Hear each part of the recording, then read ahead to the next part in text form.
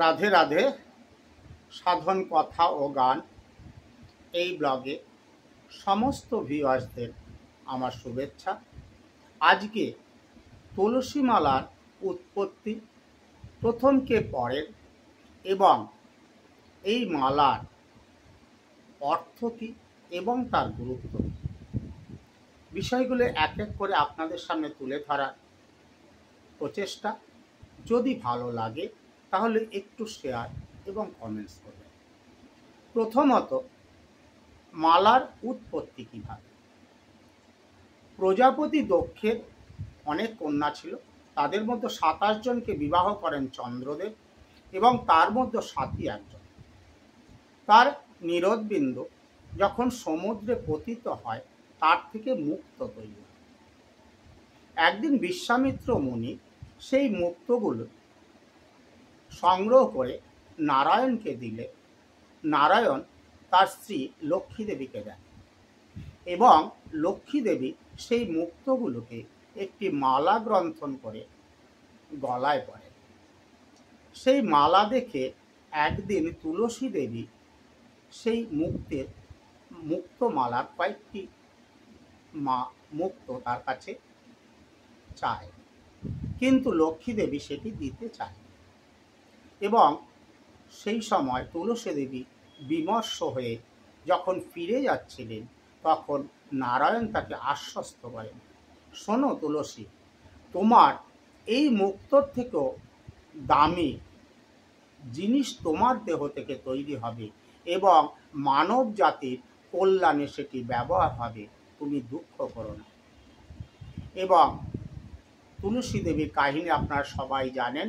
সেই তুলসীর কাণ্ড থেকে মালা প্রথমে গ্রন্থন করেছিলেন বিশ্বামিত্র মুনি এবং সেটি নিয়ে দেন শিবকে।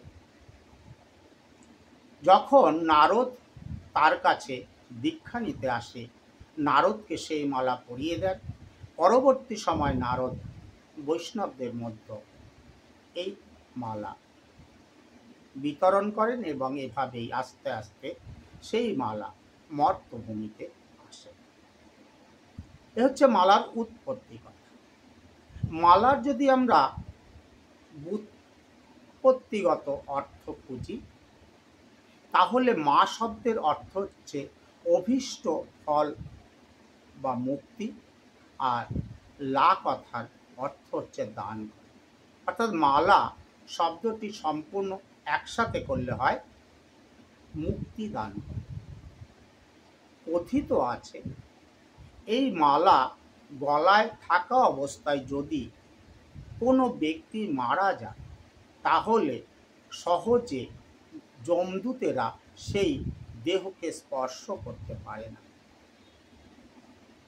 এবার আসি, এই মালা প্রথম কে পড়েছিলেন? এই মালা প্রথম পড়েছিলেন সত্যভামা দেবী। আপনারা জানেন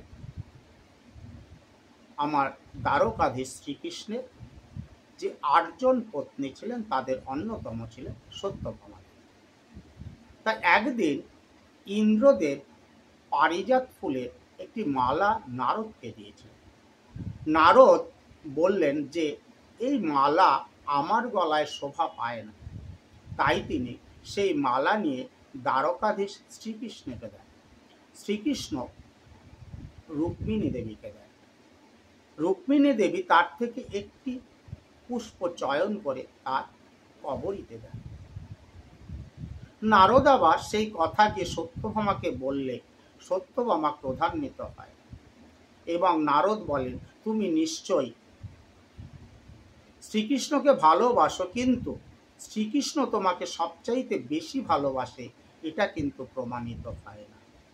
তাই তুমি একটা কাজ করো, তুমি কৃষ্ণ দান যজ্ঞ করো, তাতে প্রমাণিত হবে তুমি কৃষ্ণকে কতখানি ভালোবাসো।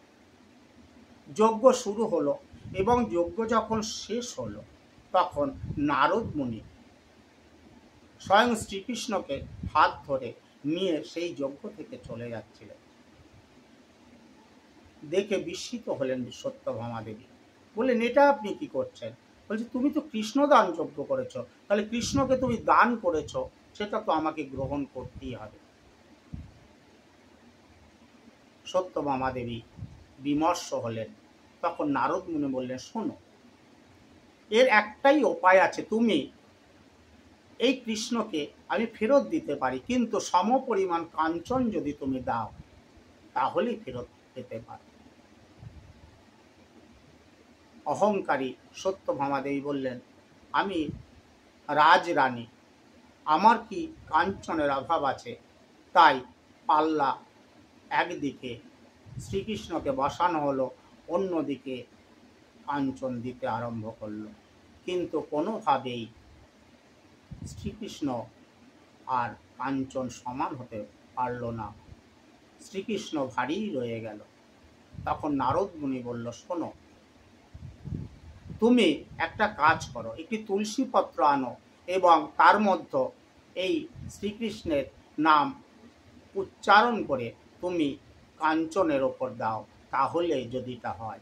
কিন্তু তোমাকে কিন্তু অবশ্যই অহংকার শূন্য হয়ে করতে হবে।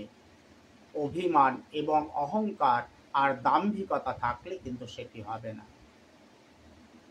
কৃষ্ণ নাম নিয়ে তিনি দিলেন তুলসী পত্রটি এবং সঙ্গে সঙ্গে দ্বারকাধীশ ওপরে উঠে পড়লেন। নারদ মুনি বললেন, ঠিক আছে, আমি সোনাও নেব না আর শ্রীকৃষ্ণকেও নেব না, তুমি পারিজাত বৃক্ষ ফেরত দাও, আমি সেটি স্বর্গে নিয়ে যাই, কারণ সেটি স্বর্গেই শোভা পায়। ফেরত দিলেন আর সত্যভামা দেবীকে একটি তুলসী মালা দিলেন। এই প্রথম তুলসী মালা পরলেন সত্যভামা দেবী। এইভাবে তুলসী মালা আস্তে আস্তে মর্তধামে এবং এখন সবার মধ্যে দেখা যায়। আমরা এই মালার দুটো ভাগ দেখি। কিছু কিছু মানুষ দুটো প্যাচ দিয়ে মালা পরে এবং তিনটি প্যাচের মালা কিছু মানুষ পরে, সে সম্পর্কে সমালোচনায় নয়। আমরা দীক্ষামন্ত্র নিলে দু প্যাচের মালা এবং শিক্ষামন্ত্রে যারা যায় তাদের তিন প্যাচের পরে। এখন আমরা এই যে তিনটি প্যাচ থাকে এ সম্পর্কে আপনাদের একটু গুরুত্ব বুঝিয়ে দিচ্ছি, একটু শুনবেন। কয়েকটি বলবো, বেশি বলে আপনাদের বিব্রত করব না। প্রথমত, এই তিনটি মালা যে গ্রন্থন থাকে, তিনটি প্যাচ থাকে। একটি প্যাচে নিজেকে উদ্ধার, আরেকটি প্যাচে পরিবারকে উদ্ধার এবং তৃতীয় প্যাচে যাকে দেখবে তাকেই এই মালায় উদ্ধার করবে। এই তিন প্যাচ সত, রজ ও তম এর ভারসাম্য রক্ষা করে যিনি পড়ে। এতে সম্বন্ধ তত্ত্ব অর্থাৎ কৃষ্ণের নিত্যদাস, অভিলাষ তত্ত্ব ভক্তি আর প্রয়োজন তত্ত্ব কৃষ্ণ প্রেম পাওয়া যায় এই তিনটি মালায়। চতুর্থত, সৃষ্টি, স্থিতি এবং লয়, এই তিন দেবতা অবস্থান করে আপনার মালাতে। এই তিন মালায় গঙ্গা, যমুনা এবং সরস্বতী স্রোতকে নির্দেশ করে। এই তিন মালা ভক্তি, বিধি এবং রাগানুগা, এই তিন ভক্তি প্রকাশ করে, বিধি, রাগানুগা এবং রাগান্তিকা। এই তিন মালা শ্রী ভগবান, ভক্ত এবং ভক্তির পরিচায়ক। এই তিন মালা প্রভু, দাস এবং তাদের সম্বন্ধযুক্ত, অর্থাৎ তিনটিকে এক করে।